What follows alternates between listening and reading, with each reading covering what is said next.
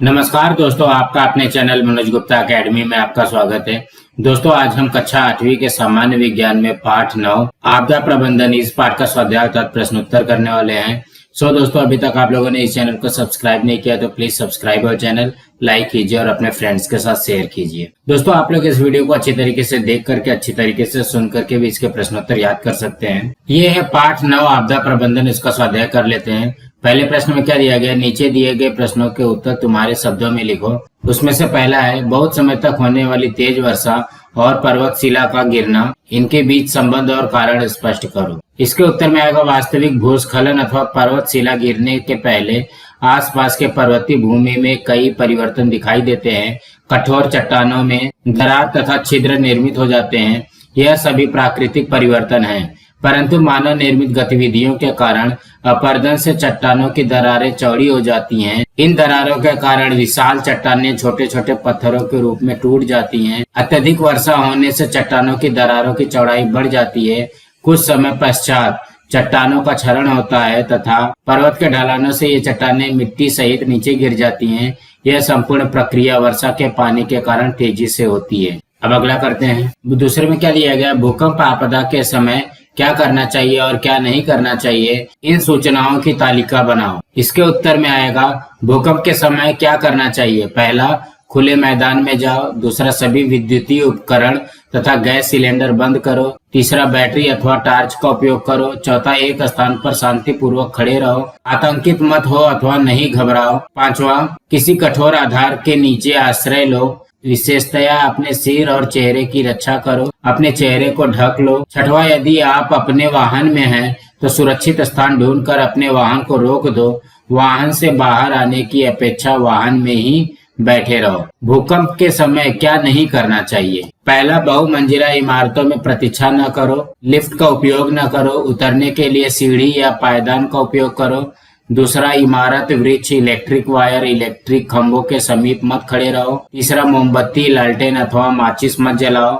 चौथा, लंबे समय तक कष्टप्रद स्थिति में मत बैठो। अब हम अगला करते हैं। तीसरे में क्या दिया गया, भूकंप रोधक इमारतों की विशेषताएं कौन सी हैं। इसके उत्तर में आएगा, भूकंप रोधक इमारतें भूकंप आने पर भी आसपास की इमारतों को क्षतिग्रस्त नहीं कर पाती हैं, क्योंकि इन इमारतों का निर्माण कार्य भूकंप रोधक आरेखन की संरचना के मापदंड के अनुसार किया जाता है। आधुनिक प्रौद्योगिकी का उपयोग करके भूकंप रोधक इमारतें बनाई जाती हैं। भूकंप रोधक इमारतों की नींव निचली भूमि से अलग होती है। इन इमारतों की दीवार लकड़ी के द्वारा निर्मित होती है अथवा इन इमारतों की दीवार हल्की होती है।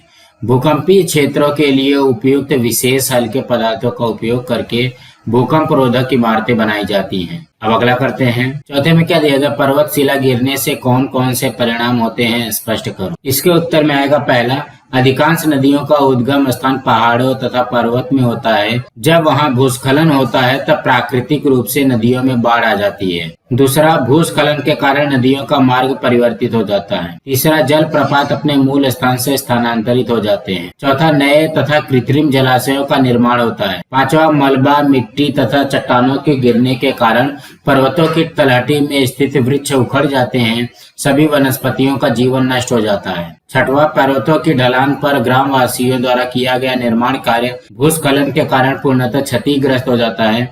मानव जीवन तथा संपत्ति की अपरिमित हानि होती है। उदाहरण, पुणे का मालिन गांव पूर्णतः भूस्खलन के कारण मिट्टी के ढेर में दब गया। और सातवां है, सड़क तथा रेलवे पटरी पर मलबा गिरने से सड़क तथा रेलवे यातायात प्रभावित होता है। अब अगला करते हैं। पांचवें में क्या दिया गया है, बांध और भूकंप, इनका कुछ संबंध है क्या, इसे स्पष्ट करो। इसके उत्तर में आएगा, बांध में पर्याप्त मात्रा में पानी को रोक कर रखा जाता है। इससे जमा हुए पानी के द्वारा भूमि पर अतिरिक्त दाब डाला जाता है। आरंभ में पानी द्वारा कोई भी विशेष दाब उत्पन्न नहीं होता है, परंतु बांध का निर्माण होने के बाद बांध में संग्रह किए गए पानी द्वारा पृथ्वी की सतह पर अत्यधिक दाब निर्माण होता है। इससे पृथ्वी की सतह पर अत्यधिक तनाव निर्माण होता है। यदि बांध का निर्माण संभावित भूकंपीय क्षेत्र में किया गया है तो भूकंप के आने की संभावना बढ़ जाती है। प्लेट टेक्टोनिक्स के सिद्धांत के अनुसार पृथ्वी की भूकवच में लगातार हलचल होती रहती है।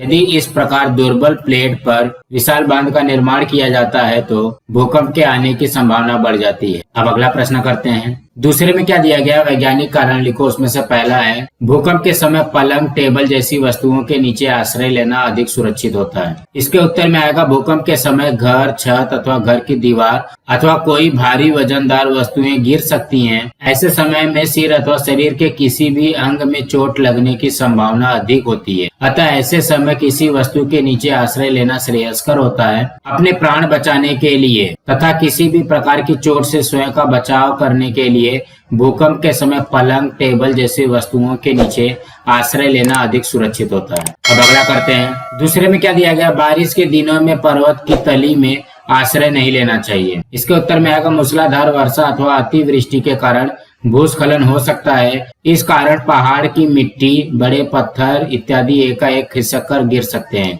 पहाड़ की तलहटी में स्थित समतल प्रदेश में ये पत्थर खिसक कर आते हैं। इस कारण यदि हमने बारिश के दिनों में पहाड़ की तलहटी में आश्रय लिया तो हमारे प्राण संकट में पड़ सकते हैं। इसलिए बारिश के दिनों में पहाड़ की तलहटी में आश्रय नहीं लेना चाहिए। अब अगला करते हैं। तीसरे में क्या दिया गया, भूकंप के समय लिफ्ट का उपयोग नहीं करना चाहिए। इसके उत्तर में आएगा, लिफ्ट विद्युत ऊर्जा की सहायता से कार्य करने वाली एक यंत्रावली है। भूकंप के समय विद्युत धारा की आपूर्ति खंडित हो सकती है। कभी कभी शॉर्ट सर्किट होने के कारण आग लग सकती है। ऐसे समय हमें विद्युत की आपूर्ति बंद रखनी चाहिए। अतः अचानक विद्युत आपूर्ति बंद होने पर हम लिफ्ट में फंस सकते हैं। इसके अतिरिक्त यदि भूकंप के कारण इमारत धराशायी हो गई तो हमारी मृत्यु हो सकती है अथवा हम लिफ्ट में फंस सकते हैं। इसलिए भूकंप के समय लिफ्ट का उपयोग नहीं करना चाहिए। अब अगला करते हैं। चौथे में क्या दिया गया, भूकंप रोधक इमारत की नींव बाकी की जमीन के भाग से अलग की जाती है। इसके उत्तर में आएगा, भूकंप के आने पर भू कवच में कंपन होता है। भूपृष्ठ का कुछ भाग आगे पीछे अथवा ऊपर नीचे होता है। इस कारण भूपृष्ठ को धक्का लगता रहता है। इस प्रकार के धक्कों के कारण इमारतों को नुकसान हो सकता है। इसके अतिरिक्त भूगर्भ में होने वाली हलचलों, धक्कों के कारण भूपृष्ठ पर स्थित इमारतों में दरार पड़ सकती है अथवा इमारतें धराशायी हो सकती हैं। इन सभी होने वाले नुकसान से बचने के लिए भूकंप रोधक इमारत की नींव बाकी के जमीन के भाग से अलग की जाती है। अब अगला प्रश्न करते हैं। तीसरे प्रश्न में क्या दिया गया है, भूकंप आने के बाद मदद कार्य करते समय आसपास के लोगों की भीड़ होने से कौन कौन सी कठिनाइयां आएंगी। इसके उत्तर में आएगा, भूकंप आने के पश्चात आसपास के लोगों की भीड़ इकट्ठा होने से राहत कार्य करना कठिन हो जाता है। एम्बुलेंस अथवा आपदा निवारण कक्ष के स्वयं सेवक अथवा जवान भूकंप ग्रस्त स्थान पर नहीं पहुंच पाएंगे। जिन लोगों को राहत सामग्री की आवश्यकता है उन लोगों तक राहत सामग्री नहीं पहुंच पाएगी। अब अगला करते हैं। चौथे में क्या दिया गया है, आपदा काल में मदद करने वाले संगठनों और संस्थानों की सूची बनाओ। उनके मदद के स्वरूप के विषय में अधिक जानकारी प्राप्त करो। इसके उत्तर में आएगा, भारत में मुख्य रूप से 4 संगठन हैं जो आपदा प्रबंधन में सहायता प्रदान करते हैं। पहला, राष्ट्रीय आपदा प्रतिक्रिया बल NDRF।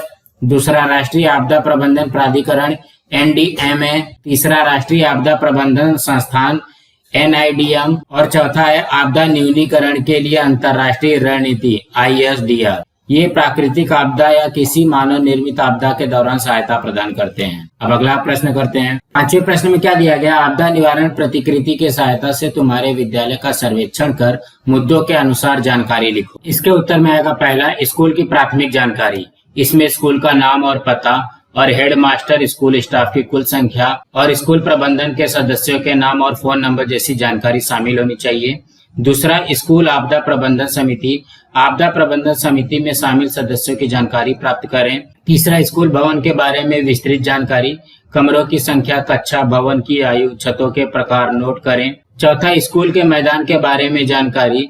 इसमें मुख्य सड़क से जमीन की दूरी, खेल के मैदान के प्रकार जैसी जानकारी शामिल होनी चाहिए। 5वां, विद्यालय की दैनिक दिनचर्या।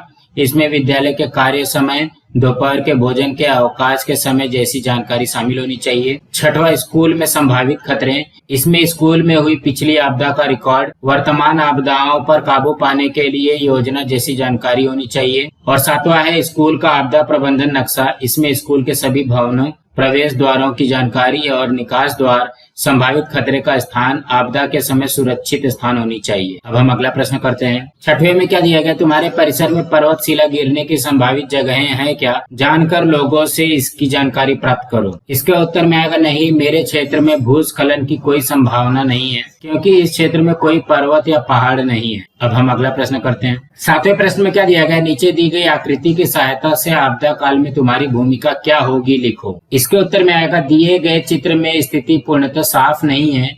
इस चित्र में किसी भी प्रकार की आपदा का संकेत नहीं मिलता है, इसलिए इस प्रश्न के उत्तर के लिए दो विकल्प हो सकते हैं। पहला विकल्प है, चित्र में दर्शाए गए बालक ने एक पर्ची पकड़ी है जिस पर मैं खतरे में हूँ ऐसा लिखा हुआ है। बालक इस वाक्य को पढ़कर अचंभित है, किसी ने उसे यह संदेश दिया है, उसे उस व्यक्ति को खोजना चाहिए तथा उसकी सहायता करनी चाहिए। ऐसी स्थिति में बालक को बड़े बुजुर्गों अथवा पुलिस बल की सहायता लेनी चाहिए। और दूसरा विकल्प है, चित्र में दर्शाया गया बालक खतरे में है, इसलिए वह बालक अपने आईपैड पर टाइप कर रहा है कि मैं खतरे में हूँ। यह संदेश मिलने के पश्चात उसे आशा है कि कोई व्यक्ति उसकी सहायता करेगा। यह इस बात पर निर्भर करता है कि वह बालक किसे संदेश या मैसेज भेज रहा है। यदि वह बालक हमें संदेश भेज रहा है तो हमें तत्काल उसकी सहायता करनी चाहिए। उसका संदेश मैं खतरे में हूँ यह दर्शाता है कि वह बालक खतरे में है तथा उस बालक की रक्षा की जानी चाहिए। चित्र में किस आपदा को दर्शाया गया है यह स्पष्ट नहीं है। दोस्तों आज हमारा यहाँ पे पार्ट 9 का स्वाध्याय कंप्लीट हुआ।